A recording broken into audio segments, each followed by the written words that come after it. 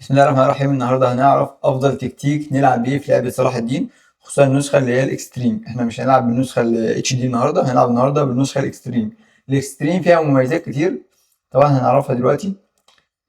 مثلا انا هنا في الاكستريم الخرائط افضل كتير من الخرائط التانية. احنا ممكن مثلا نجيب ريتشارد، 3 ريتشارد مثلا، ناخد واحد مثلا كده تحالف معانا، في تحالف معايا، والاتنين دول مثلا نخليهم بعيد عن بعض بحيث ان هو كل واحد يبقى عنده موارد اكتر. يعني الاجزاء دي موارد، يبقى عندهم موارد اكتر، يقدروا يبنوا اقتصاد قوي بحيث ان هم يقدروا يهاجمونا، خصوصا ان انا وريتشارد نبقى برضو المفروض ان احنا اقوياء.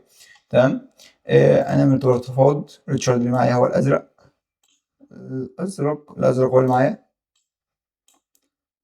ودول مع بعض. تمام. تمام كده ممكن نبدا اللعبه. نضغط اكزايت، اوبشن، جيم بلاي اوبشن، بطلنا اللعبه خالص، ابلاي، باك. تمام كده خلاص. نبدأ نبني دول. لعبة أسرع، أوبشن، نخليها ب20، السرعة على 20.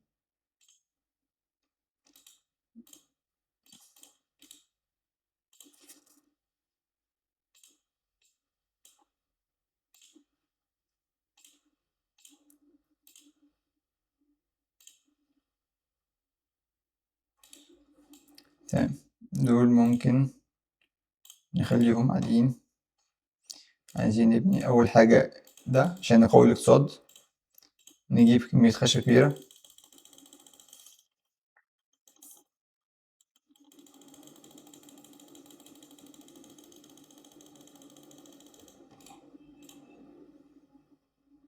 نبني مناجم كتير، ديت مناجم حجارة.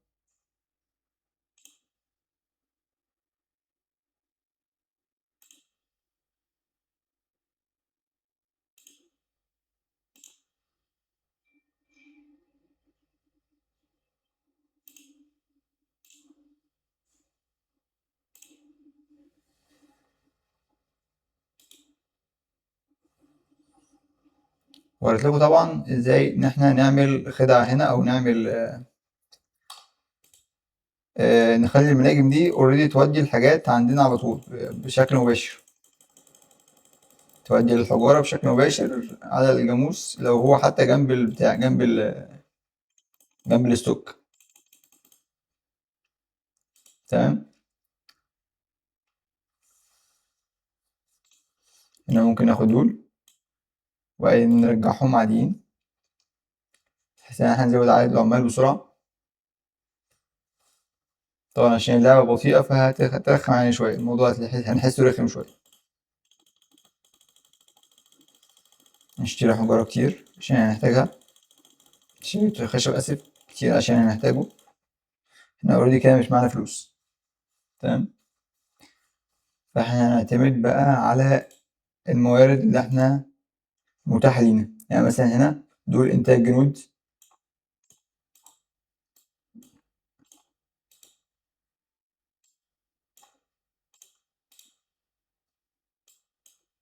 ناخد دول. نحتاج نبني قلعة عشان ندافع عن البيت. أفضل مكان للقلعة هو ده عشان يحمي المنطقة دي والمنطقة دي، وطبعا هيحميني أنا وريتشارد كتير من الهجمات اللي ممكن يتعرض لها.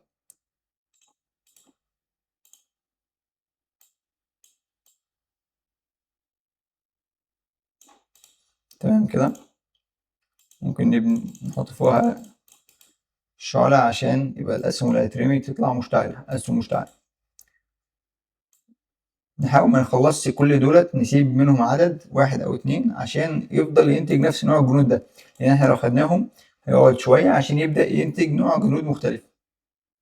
تمام كده خلاص. اوريدي الخشب المناجم بتاعة الحجارة كملت هنا.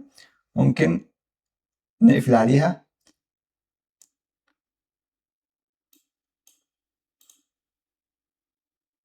علمتكم ليه نقفل عليها المرة اللي فاتت، قلت لكم ليه نقفل عليها المرة اللي فاتت.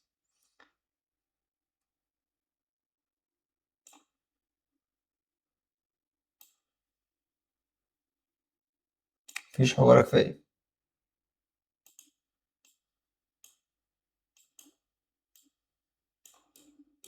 ممكن نضغطها اليمين وبعدين نخليها حالي عشان نقدر نقفل عليها بشكل كويس. احنا خلاص المفروض نبني ده.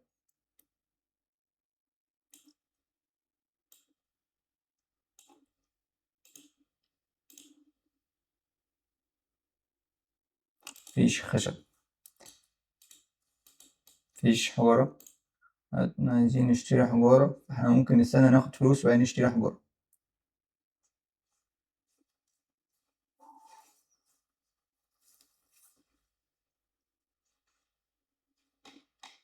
ممكن على ما ناخد فلوس نبني مثلا الجاموس، نبني الجاموس في مكان بعيد عشان نقدر نبني، أو ممكن نخليها في المنطقة دي.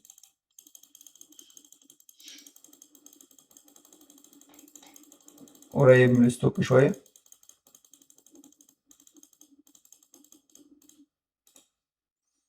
تمام.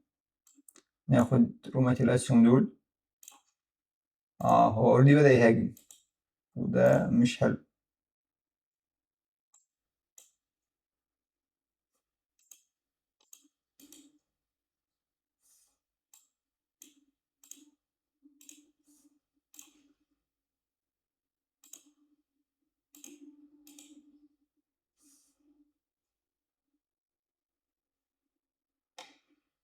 في هنا كتير مش لاقيين لهم، مش عارفين يخشوا الجاموس بتاعهم. ممكن نكسر شوية.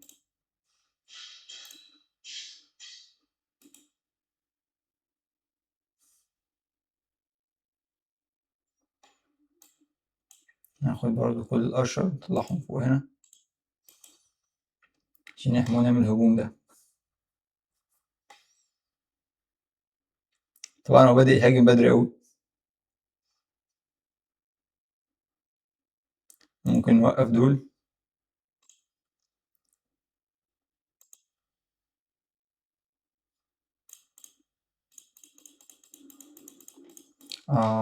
النسبة بتاعتي نزلت، بس ممكن مبدئيا نوقف الإنتاج هنا لحد ما نبني مخازن الأكل.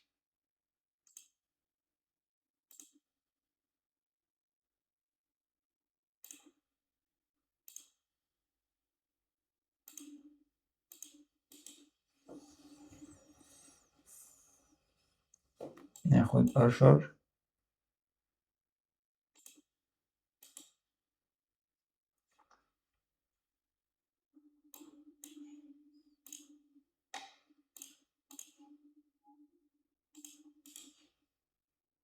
طبعا هو لسه ما بدأش يهاجم، لسه ريتشارد عندي ما عملش أي حاجة.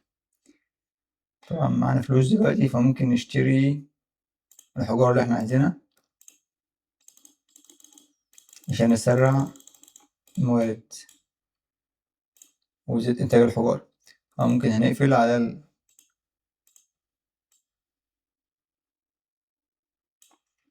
نقفل على مناجم الحجارة اللي عندنا لحد هنا.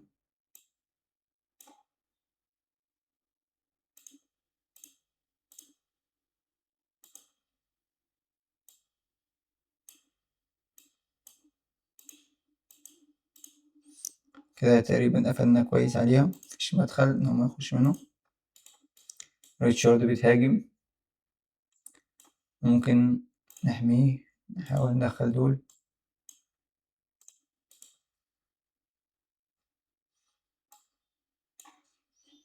الأرشر برضو نحاول نزود عدد الأرشر هنا على قد ما نقدر.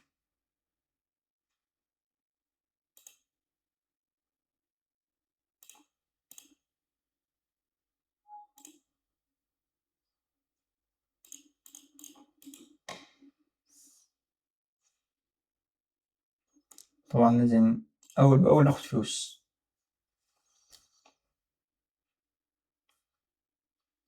خلاص طلع قفلنا على الحجارة. نبدأ نشغل دول. هنلاقي الحجارة بتيجي هنا بشكل تلقائي. تمام. يعني أول ما دول يشتغلوا كده هتلاقي الحجارة اللي هنا بيتنقل على الجاموس بشكل تلقائي.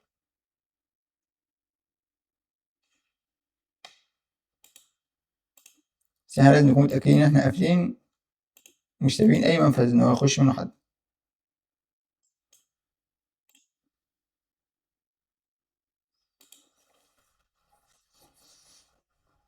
طبعا احنا محتاجين عمال، فممكن نستغنى عن الجنود دي بإنها أصلا جنود ضعيفة ونخليهم عمال. اوريدي بص فين يتحمل عليها خلاص.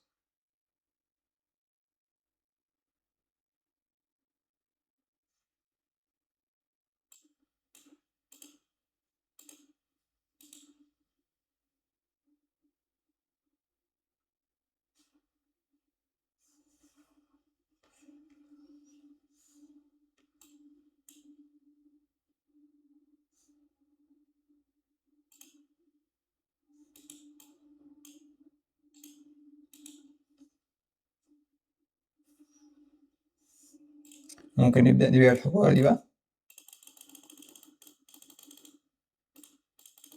نقوي اقتصادنا، نزود النسبة بتاعتنا، لو 26% ديت نزودها عشان يبدأ الإنتاج بتاعنا يبقى عادي. تمام. وبعد كده نبدأ نهاجم بقى، نبني جيش قوي ونهاجم.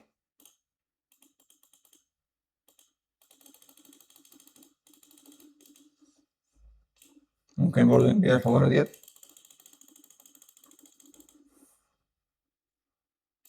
هيساعدنا أكتر إن احنا نجيب مهندسين ونعمل عربات اللي بترمي أسهم، اللي هو السهم الواحد للموت.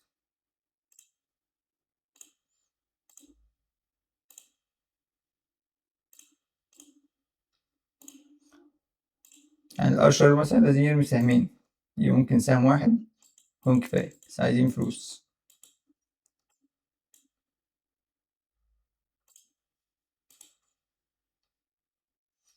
النسبة هنا تزيد، احنا ممكن نزودها بسرعة.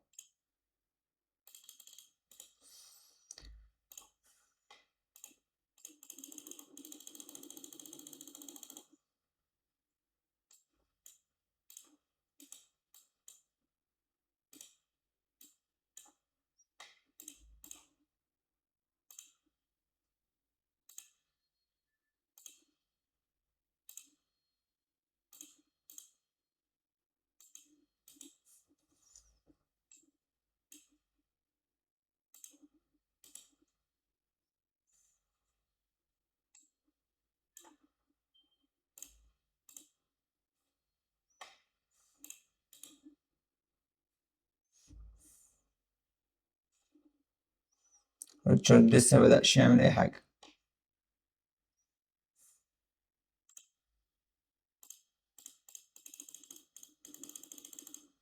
النسبة عندي زادت، ممكن نرجع الأكل بقى عادي بطبيعته، أو ممكن أقل شوية كمان عشان ما يخلصش بسرعة. في نفس الوقت احنا البيوريتي بتاعتنا عالية لأننا مزودين فلوس، ممكن نقلل الفلوس سنة صغيرة. شوف البيوريتي كده، اتنين كويس أوي.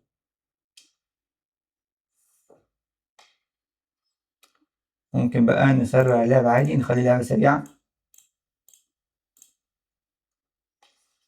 ممكن ندي فلوس لريتشارد عشان يزود الإنتاج بتاعه.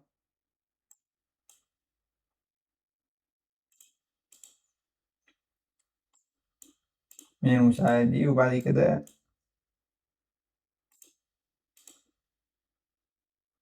عشان ناخد المساعدة دي ريتشارد عشان هو لسه معملش أي حاجة.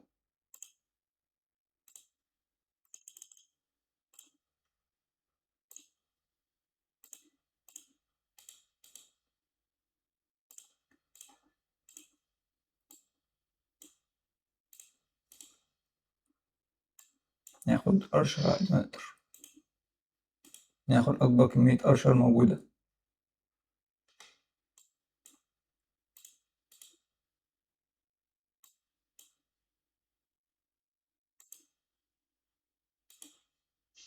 ريتشارد عندي بدأ يهاجم، ده كويس جدا.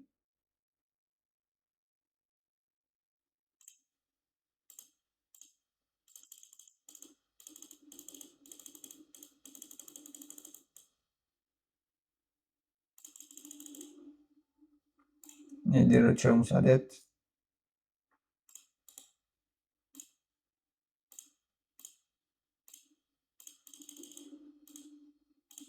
عشان يكمل بناء قريته القلعة بتاعته. كل ما كان الحليف بتاعك أقوى، كل ما كنت أنت مطمن أكتر.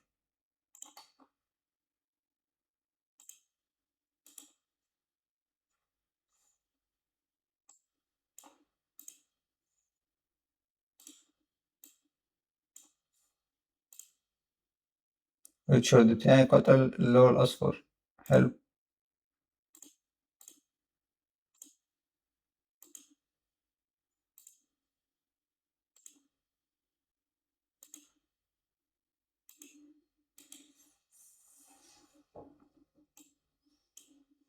كده يبقى واحد بيحارب لوحده. عموما الخطة دي كويسة جدا، إنك لازم تحمي الأول. موضوع إنك تحط قلعة هنا كويس جدا ويحميك، بعد كده تبدأ تهاجم عادي. دي ممكن حاجة تعملها في أي حاجة، في أي مزرعة أو أي حاجة، إنك خلاص أوريدي مخازنك بتنتج عادي. حلو. وبتروح تلقائي هنا، لو بصيت على واحدة هنا هتلاقيها بتزيد. تمام. هو طبعا في ناس في هنا بعضهم بيروح ياخد من هنا المانجا اللي أنا عامله هنا، بس حتى لو كسرناه مش هيأثر في حاجة، لأن أوريدي في ناس فيه كتير الجواز بتاعهم بيتملي تلقائي. احنا ممكن نكسر ده وده، هتلاقي برضو الجاموس بيتملي تلقائي اهو.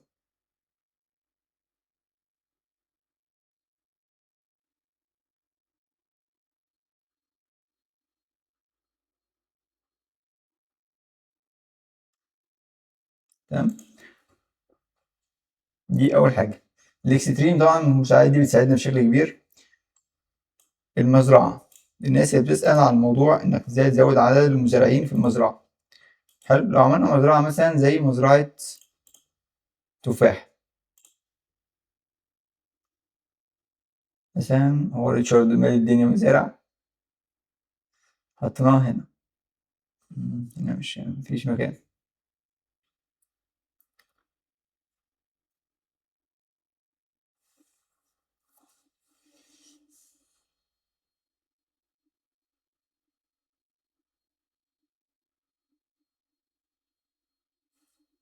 هنا مثلا، هنا خلاص عامل جه يشتغل في المزرعة، ممكن يتقع حرف البي، بي تقيلة من الكمبيوتر لو في السطر الأول، وبعدين نضغط هنا مرة ونشغل تاني، وبعدين نضغط بي. كده بقى 2 عمال، نضغط بي نوقف العمل، نوقف فيها الشغل، وبعد كده نشغلها تاني، نضغط بي. تمام. نوقفها تاني. كل ما نحب نحط عامل فيها نضغط بي، نعمل الحركة ديت، نوقف العمل فيها وبعدين نشغل، نضغط بي نوقف العمل وبعدين نشغل. دلوقتي هنشوف راح لها كام عامل يشتغل فيها. شايف؟ 1 2 3 4 5 عمال، وأنا أصلا معنديش غير المزرعة دي بس.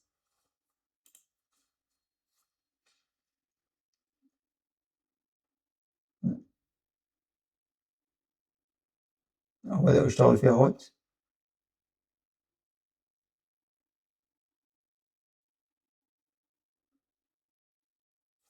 فأنت بتزود عدد العمال فبتزود الإنتاج. أنت لو مثلا عندك قطعة واحدة بس ينفع تزرع فيها، فأنت ممكن تستغلها في إنك تخلي عدد العمال فيها كبير. إحنا ممكن بقى نبدأ نحارب إحنا كمان. هو أوريدي أصلا هو قايم بالواجب، يعني ريتشارد الأزرق قايم بالواجب أوي.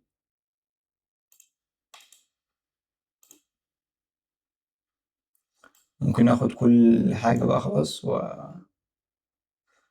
هو الهدف من الموضوع ما كانش الحرب، لأن لو عايز أحارب أنا كان ممكن أزود عدد الجيوش اللي تطلع قصادنا.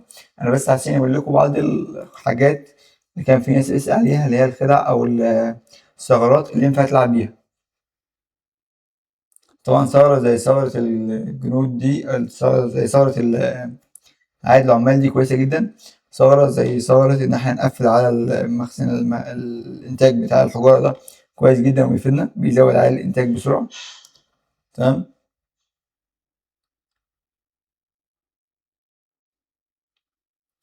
ممكن ناخد كل الجنود بقى اللي عندنا نروح نحارب عادي، أو ممكن نهاجم بقى نموت الملك وخلاص.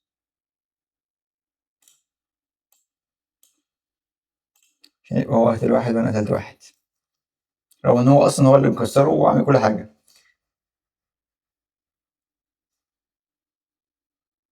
بس كده خلاص تمت.